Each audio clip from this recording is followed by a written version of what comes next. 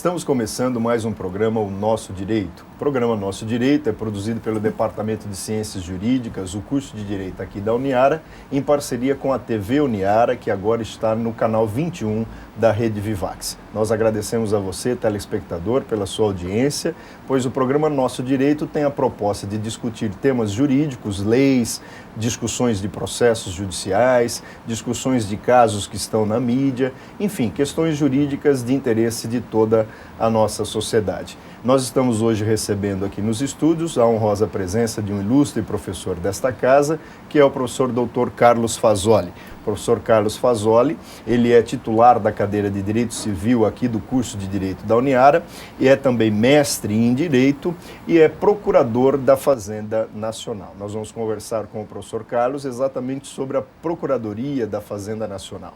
O que é esta instituição, qual é a sua função, como que trabalha o procurador para os alunos da Uniara e para os profissionais do direito que têm interesse em se tornar um procurador da Fazenda Nacional, como é que se dá todas essas questões, como é que se dão essas questões. Professor Carlos, muito obrigado aqui pela presença do senhor no programa Nosso Direito, e eu começo perguntando exatamente isso. A população desconhece um pouco a existência desse cargo, desta instituição, desta função do procurador da Fazenda Nacional. O que é o procurador, o que faz, o que é a Procuradoria da Fazenda Nacional, professor Carlos? A Procuradoria da Fazenda Nacional, ela é uma instituição jurídica, uma função essencial à justiça, constitucionalmente prevista, não é? E que ela tem por função, basicamente, defender as questões tributárias da União, seja na cobrança dos tributos, seja na defesa das ações que os contribuintes interpõem contra a União. Então, a Procuradoria da Fazenda Nacional seria um grande escritório de advocacia pública, onde a gente defende todos os interesses jurídicos da União em questões tributárias. Quais são os principais impostos, tributos que a Procuradoria tem lidado, professor Carlos? Hoje, as grandes questões nossas na Procuradoria são as questões de IPI, COFINS, Imposto de Renda, pessoa física e jurídica, não é? Basicamente esses aí, PIS também, e agora, com a criação da Super-Receita, algumas contribuições previdenciárias virão também para atribuição da Procuradoria da Fazenda. Mas, basicamente, os tributos hoje que demandam maior trabalho são esses aí. O procurador, então, da Fazenda Nacional, ele atua na defesa do governo, vamos dizer assim, para que o nosso telespectador possa saber melhor. Isso não é uma função, eu diria, um pouco antipática, professor Carlos? Num primeiro momento, parece que sim. Mas o que a gente costuma deixar bastante claro é que os procuradores da Fazenda, a própria Procuradoria, nós não somos advogados do governo, né? Nós somos advogados do país. Então, na verdade, nós defendemos a sociedade, não este ou aquele governo. Independa do governo, do partido, de quem esteja no poder. Então, todo país do mundo depende de imposto hoje para sobreviver. Todos os serviços públicos, né, são custeados por impostos. O governo não tem renda, não é? A única renda dele é o tributo. Escola, transportes, enfim, toda a prestação de serviço público. Então, o governo, a sociedade precisa desse dinheiro.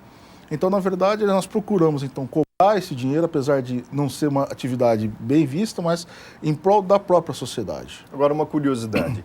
Quando o procurador observa que houve realmente um equívoco, uma falha na cobrança do imposto, ele pode defender o contribuinte, já que o senhor disse que ele é um defensor da sociedade? Perfeitamente.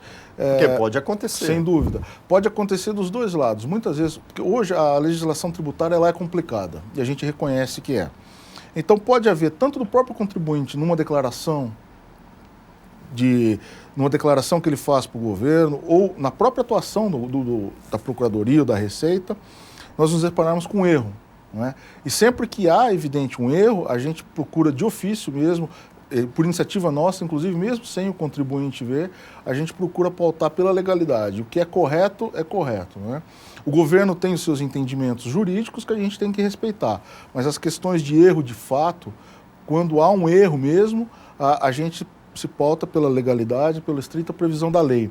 Então esse erro é realmente corrigido. Professor Carlos, para que o nosso telespectador possa conhecer o caminho que ele deve buscar, que ele deve seguir nessa situação de uma cobrança que ele está interpretando como injusta do tributo, eu perguntaria, como funciona isso na prática? Por exemplo, eu recebi lá uma notificação de que o meu imposto de renda foi recolhido de forma errada, ou alguém recebe uma notificação de que usou um recibo de um médico ou de um profissional liberal que tem uma dúvida se é verdadeiro, se é falso.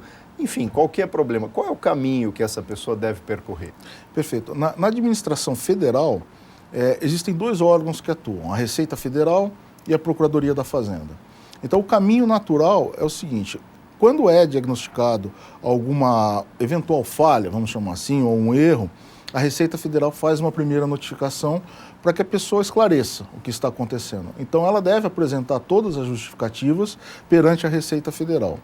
A Receita vai analisar e vai dar uma decisão. Dessa decisão, cabe um recurso administrativo, ainda no âmbito da Receita Federal. Se ela entender que o contribuinte não tem razão, que ele deve recolher o valor maior, enfim, recolheu menos do que tinha que pagar de imposto, ele ainda tem caminhos a seguir. Perfeito, ainda dentro da própria Receita. Certo. Ele faz um primeiro recurso para a delegacia de julgamento e mesmo que essa delegacia ainda mantenha essa decisão contra o contribuinte, ele pode recorrer para o Conselho de Contribuintes em Brasília. Precisa de advogado para fazer isso? Não, administrativamente não. Não é? Administrativamente não. Aí, uma vez o Conselho de Contribuintes decidindo, aí na esfera administrativa acabou. Aí ele tem a possibilidade de socorrer ainda ao judiciário. E ingressar com alguma ação na justiça. Isso, aí ele precisa de um advogado e ingressa com uma ação na justiça. Agora, só uma questão que ainda é relevante, quando o tributo sai da Receita, que o contribuinte não paga, vamos dizer assim, ele não paga o tributo lá na Receita espontaneamente. Esse tributo vem para a Procuradoria da Fazenda, a gente escreve em dívida ativa. E aí vai para a cobrança através do Poder Judiciário.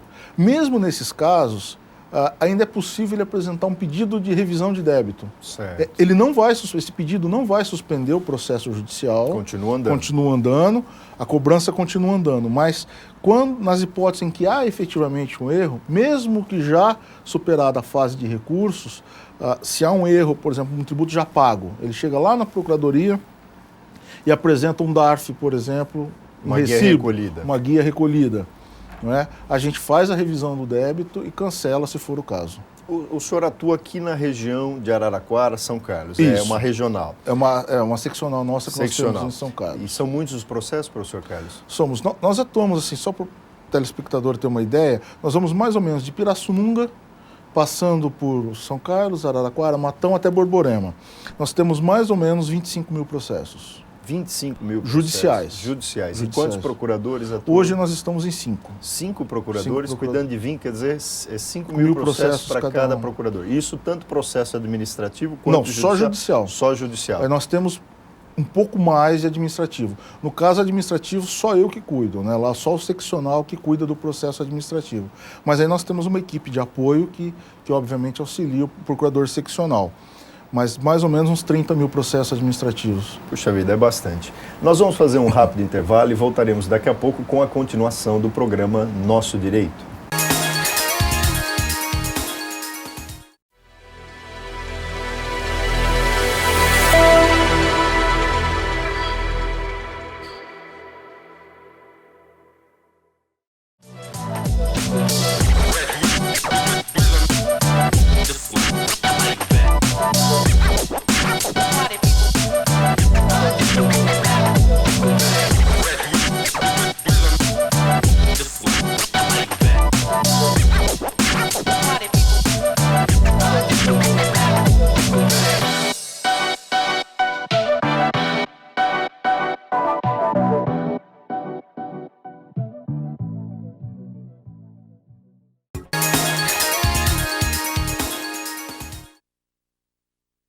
Estamos de volta com o programa Nosso Direito. O programa Nosso Direito, que tem a proposta de discutir temas jurídicos de interesse de toda a sociedade. Estamos recebendo aqui hoje o professor Dr. Carlos Fasoli, que é procurador da Fazenda Nacional e professor de Direito Civil aqui no curso de Direito da Uniara. Professor Carlos, o senhor falava 5 procuradores para cuidar de um grande número de processos.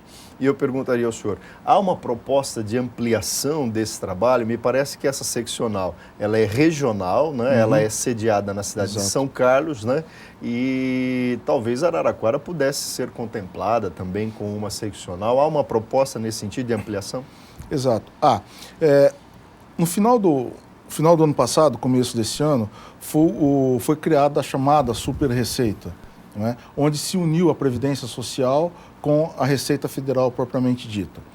E por conta dessa criação, a estrutura da Procuradoria da Fazenda Nacional, ao longo do tempo agora, vai ser dobrada. Puxa né? vida. Foram criados 1.200 cargos novos de procuradores e foi aprovada a criação de novas seccionais. Né? E há a possibilidade real, hoje, de Araraquara ser contemplada com uma dessas seccionais.